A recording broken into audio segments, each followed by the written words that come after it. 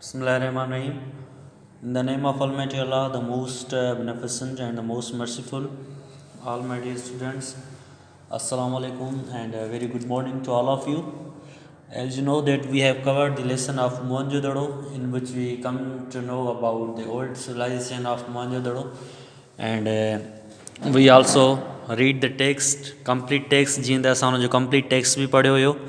उन खां पोइ एक्सरसाइज़ नंबर 1 में हेठनि सवालनि जा जवाब ॾियो ऐं एक्सरसाइज़ नंबर जेका 2 आहे उन में हेठि ॾिनल लफ़्ज़नि जी साॻी माना वारा लफ़्ज़ लिखो ऐं एक्सरसाइज़ नंबर 3 में हेठि ॾिनल लफ़्ज़नि जी माना लिखो ऐं जुमलनि में कतब आणियो.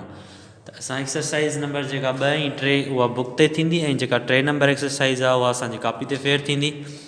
ऐं एक्सरसाइज़ नंबर जेका 3 आहे एक्सरसाइज़ नंबर 2 ऐं 3 असां सॉल्व कयूं था. बाक़ी एक्सरसाइज़ नंबर 1 इनशाला असां सुभाणे जेको आहे सो हुनजे सवालनि जा जवाब सभिनी जा लिखंदासीं.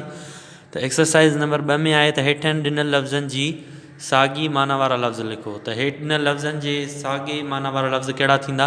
जीअं हैरत आहे त हैरत जो साॻी माना वारो लफ़्ज़ हूंदो अजब, माना हैरत जहिड़ी ॻाल्हि आहे, अजब जहिड़ी ॻाल्हि आहे. उन खां पोइ ॿियो वर्ड आहे असां वटि, ॿियो लफ़्ज़ आहे असां वटि क़दीम. क़दीम माना पुराणा या आगाटा. ठीकु आहे, आगाटा माना पुराणा या क़दीम असां हुनखे चवंदा आहियूं. उन खां पोइ 3 नंबर ते असांजो जेको लफ़्ज़ आहे शामिल. शामिल माना उनजो साॻी माना वारो लफ़्ज़ आहे ॻणाइणु. उन खां पोइ चाह. ठीकु आहे, 4 नंबर लफ़्ज़ आहे असां वटि चाह. चाह माना प्यारु. ठीकु आहे बाबा. उन खां पोइ लास्ट वर्ड आहे असां वटि साॻी माना वारो लफ़्ज़ कुशादो. कुशादो जो ॿियो साॻी माना वारो लफ़्ज़ कहिड़ो थी सघे थो? उहो आहे वेकिरो. उन खां पोइ एक्सरसाइज़ नंबर 3 में आहे त हेठि ॾिनल लफ़्ज़नि जी माना लिखो ऐं जुमलनि में कतब आणियो. त लफ़्ज़ उन खां पोइ माना, उन खां पोइ जुमिले में इस्तेमालु. ठीकु आहे बाबा. आसार. आसार माना हिञाण. ठीकु आहे, सिंध जे काफ़ी इलाइक़नि मां क़दीम शहरनि जा हिञाण मिलिया आहिनि, माना आसार मिलिया आहिनि, निशानियूं मिलियूं आहिनि. हिञाण माना आसार या निशानियूं. ठीकु आहे बाबा. उन खां पोइ ॿियो वर्ड आहे असां वटि स्याह. स्याह माना घुमंदड़, जेके मतिलबु की ओल्ड सिविलाइज़ेशन हूंदी आहे, जीअं मोहनजोदड़ो थी वियो या कोट ॾेजी जो क़िलो थी वियो, उते जेके टूरिस्ट ईंदा आहिनि घुमणु, उन्हनि खे असां छा चवंदा आहियूं? स्याह चवंदा आहियूं, माना घुमंदड़. सॼी दुनिया मां स्याह मोहनजोदड़ो घुमणु ईंदा आहिनि. उन खां पोइ नंबर 3 कहिड़ो आहे? माथिरी. माथिरी माना वादी, वेली. सिंधु माथिरीअ जी तहज़ीब दुनिया जे क़दीम तहज़ीबुनि में शुमारु थिए थी.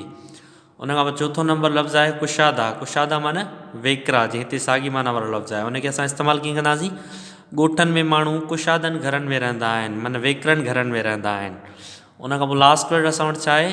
घड़ियल. घड़ियल माना हाला जे ठहियल हिंदोरनि ते सुहिणा सुहिणा गुल उकिरियल आहिनि. उकिरियल माना घड़ियल हुन ते छापियल आहिनि या ठहियल आहिनि, उकिरियल आहिनि. ठीकु आहे बाबा. त हीअ असांजी जेका एक्सरसाइज़ आहे, हीअ एक्सरसाइज़ बुक ते सॉल्व थींदी. बाक़ी हीअ एक्सरसाइज़ जेका आहे लफ़्ज़ माना ऐं जुमिला हीअ असांजी कॉपी ते फेयर थींदी. ऐं हीअ असांजो जेको exercise number 1 and exercise number 3 जेका आहे उहा असांजी कॉपी ते फेयर थींदी. बाक़ी जेका हीअ आहे उहा तव्हां बुक ते फेयर कंदो, हीअ बि तव्हां बुक ते फेयर कंदा ऐं कॉपी ते फेयर कंदो. ठीकु आहे बाबा. बाक़ी हीअ जेके सवाल जवाब आहिनि इनशाला असां नेक्स्ट क्लास में हिननि जा जवाब लिखंदासीं, उहे बि असां फेयर कंदासीं. ठीकु आहे बाबा. अल्लाह हाफ़िज़, टेक केयर.